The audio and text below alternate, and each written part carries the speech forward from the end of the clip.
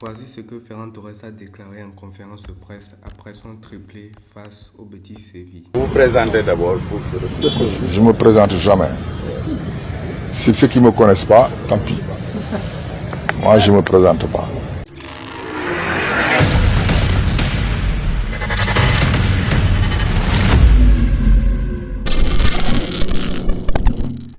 Bonsoir les amis, j'espère que vous allez tous très bien, très content de vous retrouver pour cette nouvelle vidéo avant match du quart de finale de la Coupe du Roi qui va opposer le FC Barcelone à l'Athletic Bilbao à San Mamés.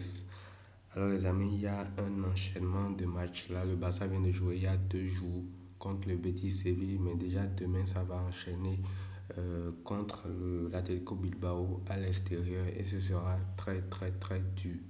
Alors déjà, on va revenir sur le Barça. Le Barça a peut-être retrouvé ou va peut-être retrouver sa bonne dynamique grâce au gros match qu'on a eu à faire contre le Betis Séville il y a 2 jours. Parce que quand on prend ce match-là, il y a eu beaucoup de mieux par rapport à ce à quoi l'équipe nous a habitués et ça pourra enclencher un nouveau cycle, un nouveau réveil collectif des joueurs parce que le Barça qu'on a vu contre le Betis là, ça faisait très longtemps qu'on n'avait pas vu un Barça comme ça qui a retrouvé du jeu, qui a retrouvé de la maîtrise du moins et qui a retrouvé aussi une sérénité collective que ce soit dans les contre-pressing qui étaient très efficaces face au Betis Séville.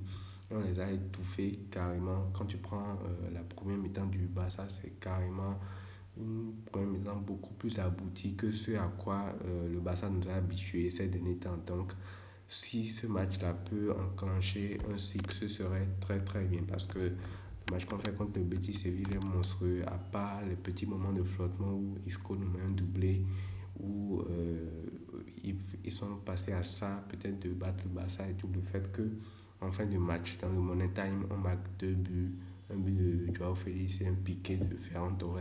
On les renverse collectivement au mental. Après, déjà, tout ce qu'on a montré dans le jeu et tout, ça pourrait déclencher vraiment quelque chose au niveau de ce Barça-là. Et concernant ce match-là, ça a une incidence aussi directe sur la confiance de certains joueurs qui pourraient devenir des éléments clés à l'instar de Ferran Torres. Monsieur Ferran Torres qui a fait une masterclass contre le Betis Séville, je l'ai dit dans le débrief, un triplé, une passe décisive, beaucoup plus juste dans la construction, il sert de point d'appui, il est très efficace aussi devant les buts, il ne balbutie plus, il est très en confiance, il met ses buts en une touche, le deuxième but il le met en une touche rapide et tout, donc voilà, même le piqué qu'il met, s'il n'est pas en confiance, un Ferran Torres pas en confiance, va essayer d'éliminer le gardien, ou va essayer de croiser son tir, rater ses frappes et tout, donc voilà. Ferran Torres aussi pourrait surfer sur la confiance acquise grâce à ce match-là contre le Betis Séville où il fait le match de sa carrière au Barça, je pense. Parce que depuis qu'il est au Barça, à part le Classico, le 4-0, il marque un enroulé sur une base de Aubameyang. Et même là, c'est pas vraiment un match référent, c'est beaucoup plus collectif. Mais hier, je, peux, je pense, à mon avis, que c'est le meilleur match que Ferran Torres a fait depuis qu'il est arrivé au Barça. Donc voilà, j'espère qu'il pourra surfer sur cette vague-là et faire une meilleure prestation contre Bilbao dès demain. Et il y a Joao Félix aussi qui sera motivé pour un tel match parce que lui, sa situation est beaucoup plus compliquée avec Xavi, remplaçant, titulaire. Bon, on ne se retrouve pas trop dedans et tout. Mais quand il rentre contre le Betis Séville, vu qu'il est remplaçant, lui aussi il a faim, il veut prouver à Xavi que je dois être titulaire. Du coup, il montre quelque chose d'autre. Donc je ne pense pas que si on le fait enchaîner, qu'on le met titulaire, il va reproduire ses histoires de nonchalance, de non-récupération de ballon, etc. Donc je pense que lui aussi sera motivé par sa situation actuelle parce qu'il est un peu relégué sur le banc actuellement. Donc il va vouloir regagner sa place de titulaire. Donc voilà.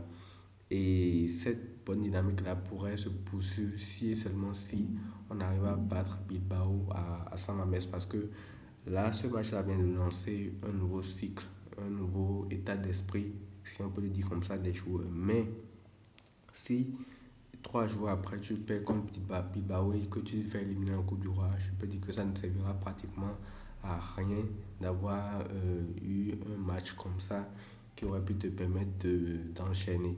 Et d'ailleurs, c'est important qu'on élimine Bilbao en Coupe du Roi parce que la Coupe du Roi, cette année, c'est une compétition très, très, très importante pour le Barça pour cette saison-là qui nous a déjà vu perdre la Super Coupe d'Espagne 4-1 contre le Real Madrid. En Liga, c'est compliqué. Même quand le Real mérite de perdre, il gagne quand même sur des décisions litigieuses. Je ne vais pas revenir là-dessus. Mais c'est très très compliqué en Liga, en Ligue des Champions.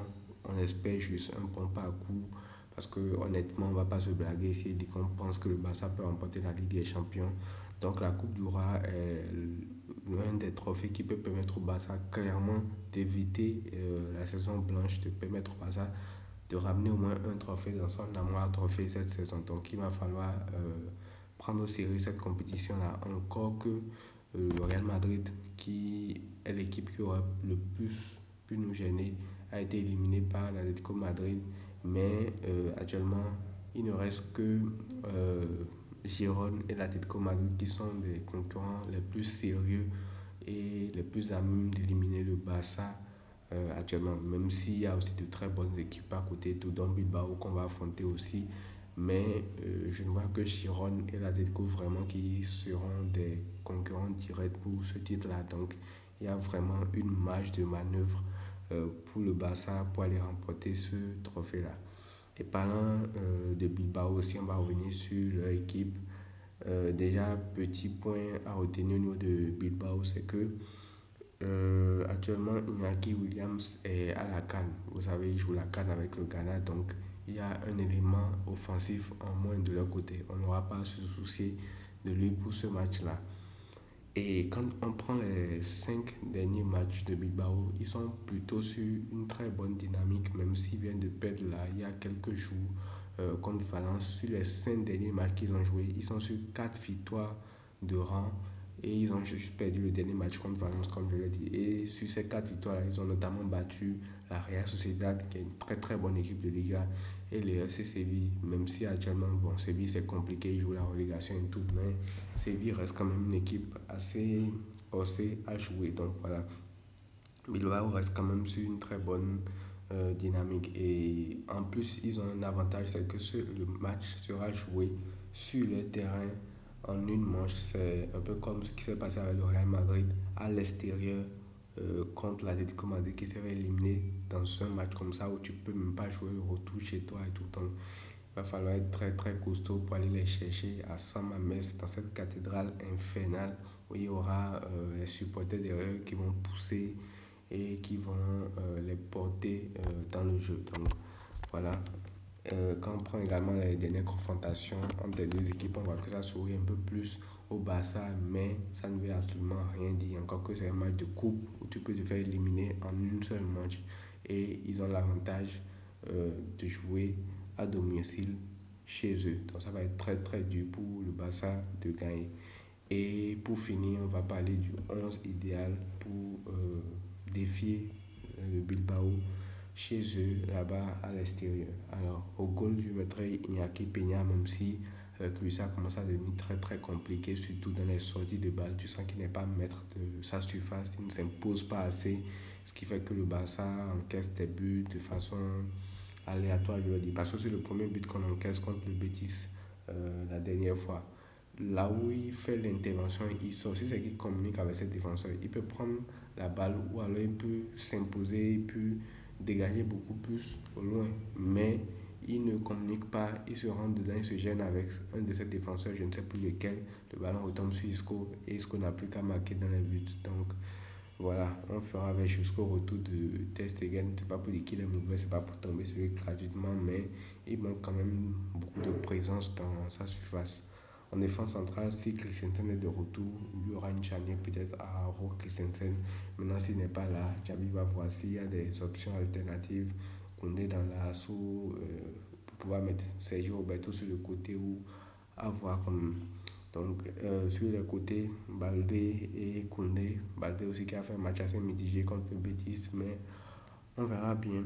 Au milieu du terrain, on va partir sur le meilleur milieu possible. Koundé, De Jong, en double pivot et Pedri qui joue un camp plus haut devant eux. Et en En attaque, je pense qu'on peut débuter avec Ferran Torres sur le côté droit, Joao Félix sur le côté gauche et Robert Lewandowski dans l'axe. Parce que Torres, à l'heure là, actuellement, à droite, je pense qu'à droite, même, il est beaucoup plus à l'aise de base qu'à gauche. Donc, avec sa confiance à telle, je pense que le fait jouer à droite est une très très bonne idée. Et réintégrer Félix aussi dans le 11 serait l'idéal vu qu'actuellement il est assez motivé. Et c'est aussi un match très très important. C'est le genre de match qu'il aime jouer à Bilbao, à l'extérieur, en cas de finale de la Coupe du Roi. Il doit aussi une carte à jouer. Et Lamine Yamal pourra débuter sur le banc vu qu'il a fait un très très beau match contre Séville. Il sera peut-être un peu fatigué et tout. Donc il peut peut-être rentrer en cours de match pour donner de nouvelles alternatives à Xavi. Donc voilà le 11 que je proposerais si j'étais Xavi contre Bilbao. On se retrouve alors pour le débrief du match dès demain, juste après. Et on se dit à très bientôt.